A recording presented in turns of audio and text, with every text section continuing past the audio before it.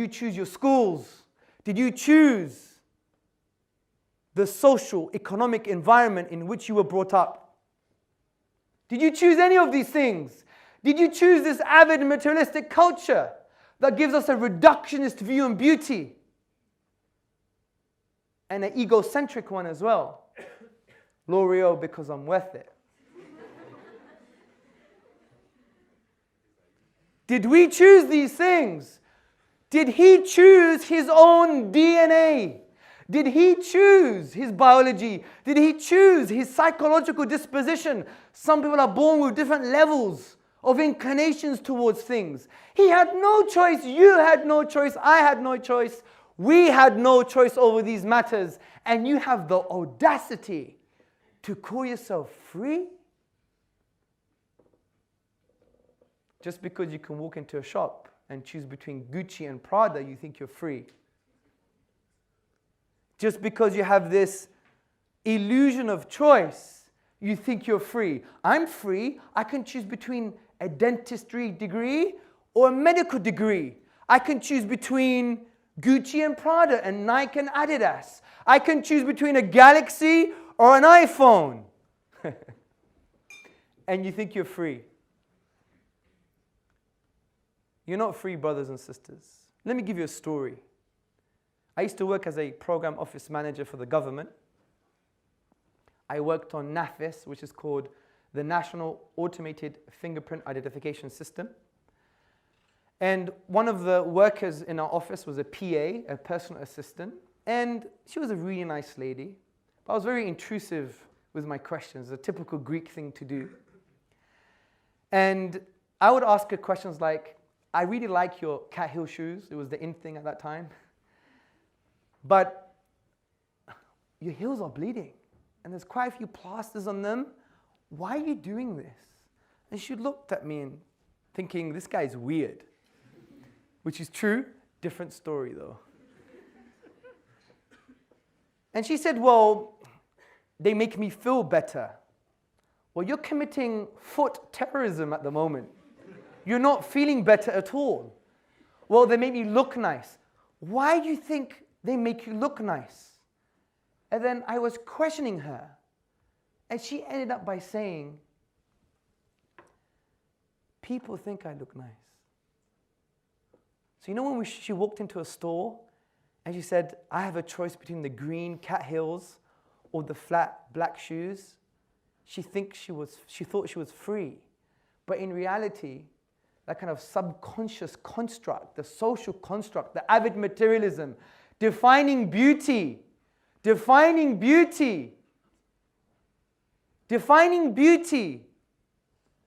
by what others tell us, especially those who want money.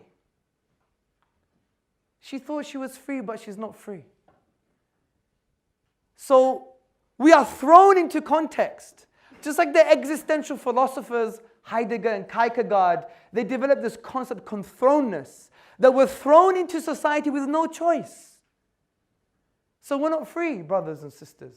We are not free, our minds are not free, your hearts are not free, and I don't care if you come from the land of the free and the home of the brave, or any part of the free world.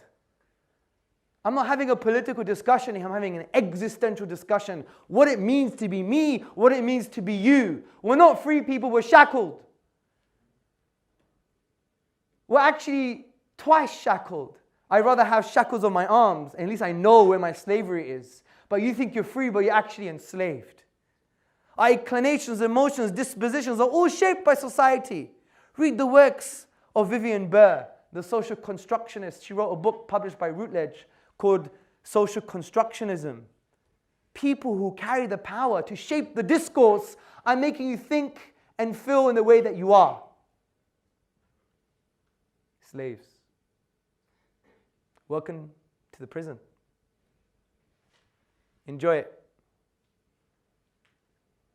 It is no wonder an American writer once wrote that being born, my birth, your birth, our births, is like being kidnapped and sold into slavery. So how do we liberate our minds and our hearts? There's a clue in the Quran. The Quran has a word for soul. It's ruh.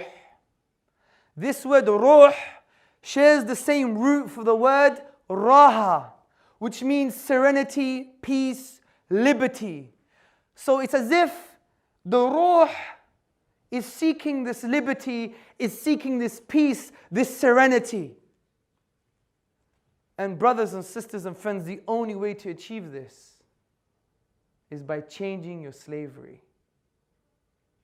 You have hundreds of slave masters, your wife, your parents, your children, society, your job, your boss's boss, the politicians, the media, the television, celebrity culture, the magazines. They all want a piece of you. They all want a bit of your blood. And they think they know what's good for you, but they don't. And they think they know you, but they don't.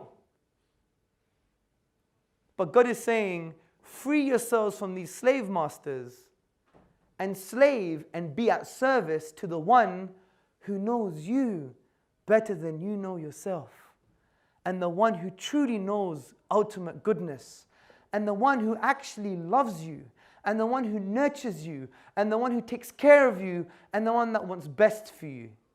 Take your choice, people. You can't escape slavery. You're either enslaved to all of these slave masters or to the one that really cares for you. It is no wonder the poet Iqbal said, this one prostration you find too difficult frees you from 1,000 prostrations. Brothers and sisters, God wants to have a loving relationship with you.